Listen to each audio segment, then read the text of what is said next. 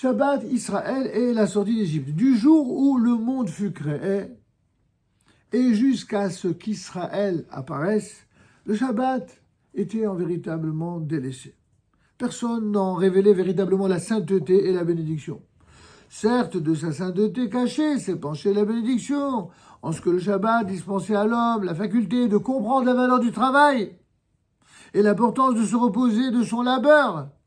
Mais la bénédiction était restreinte. Aussi, l'homme était asservi à la seule satisfaction de ses besoins, sans ces valeurs divines grâce auxquelles il aurait pu se libérer. Illustration extrême de cela, la nation égyptienne qui a servi les enfants d'Israël et qui fit d'eux des esclaves au sens le plus primitif du terme, et les contraignit à travailler durement afin de satisfaire ses besoins et ses convoitises. Cela jusqu'à ce que l'Éternel nous fit sortir d'Égypte, nous donna la Torah et en cadeau de mariage le Shabbat, et par cela nous fit également passer d'une conception idolâtre et asservissante selon laquelle tout le but de l'homme, c'est d'atteindre le plus possible de biens, de matérialité, d'argent, d'assouvissement de ses appétits,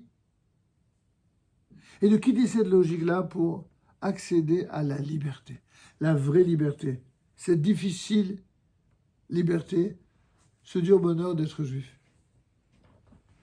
En d'autres termes, le Shabbat est destiné à établir en nous les valeurs divines qui se sont révélées lors de la sortie d'Égypte, et par ce biais de faire de nous des êtres libres, comme il est dit, Shamor et Yom HaShabbatEkaddesho. Garde le jour du Shabbat pour le sanctifier. Et tu te souviendras que tu fus esclave au pays d'Égypte, et que l'Éternel ton Dieu t'en fit sortir d'une main forte et d'un bras étendu. C'est pourquoi l'Éternel ton Dieu t'a ordonné d'observer le jour du Shabbat. Vous avez compris que c'était la mitzvah, l'une des mitzvot des 10 commandements relatifs au respect du Shabbat, dans Parashat Beit Hanan, au chapitre 5, versets 11 à 14.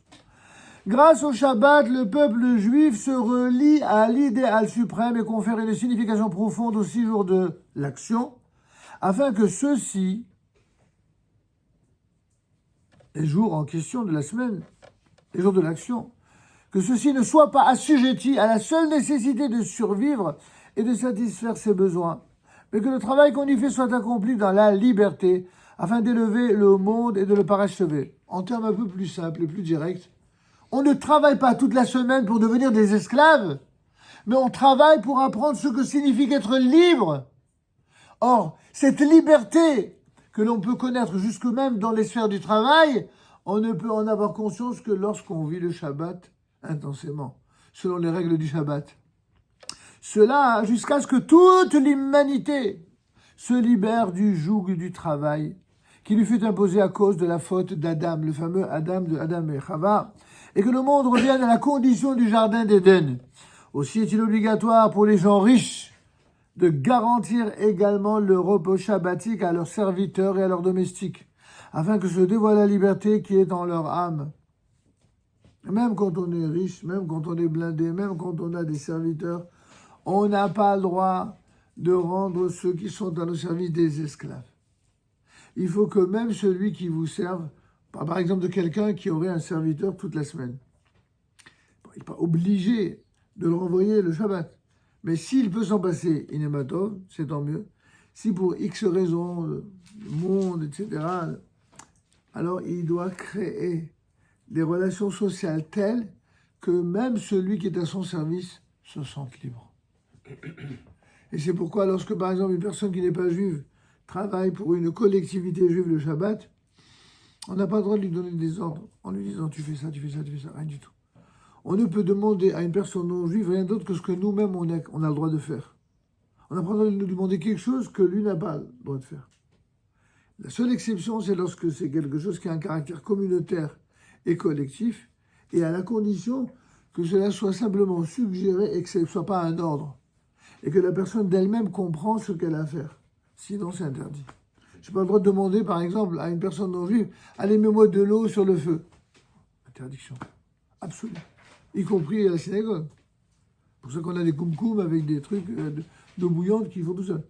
Maintenant, si, par exemple, vous avez l'habitude d'avoir une personne à votre service toute la semaine, et que la personne, elle est intéressée à continuer le Shabbat parce que ça lui fait gagner plus d'argent. Alors, vous n'avez pas le droit de lui demander de faire pour vous quelque chose que vous n'avez pas le droit de faire pour vous Shabbat. Mais si d'elle-même, elle fait ce qu'elle veut, et que ça l'arrange pour s'arranger dans son travail, on verra ça dans les détails le moment venu. Vous n'avez pas le droit de demander à une personne non juive de passer l'aspirateur chez vous.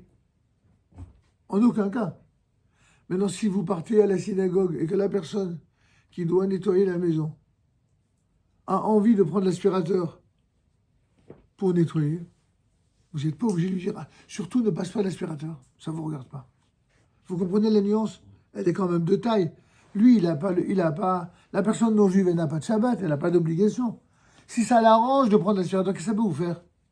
Alors évidemment, le faire ça à la maison quand tous les juifs et les invités sont là, ça fait un peu craignos. C'est pas très, même si certains l'autorisent, c'est pas top. En tout cas, à la maison, c'est sûr qu'on ne le fait pas. Certains l'autorisent quand c'est un truc communautaire et encore quand c'est pas devant les gens, etc.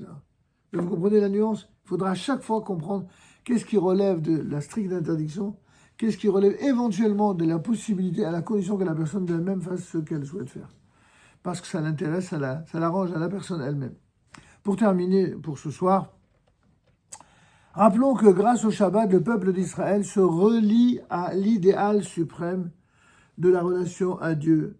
Elle confère cette pratique du Shabbat, cette vie du Shabbat, une signification profonde à tous les 6 autres jours de la semaine et de l'action de la semaine, afin que ceux-ci, ces fameux jours-là, ne soient pas assujettis à la seule nécessité de survivre et, comme on l'a dit, de satisfaire ses besoins personnels, mais que le travail qu'on y fait soit accompli dans un esprit de liberté, afin d'élever le monde et de le parachever. Asher bara Elohim la asot.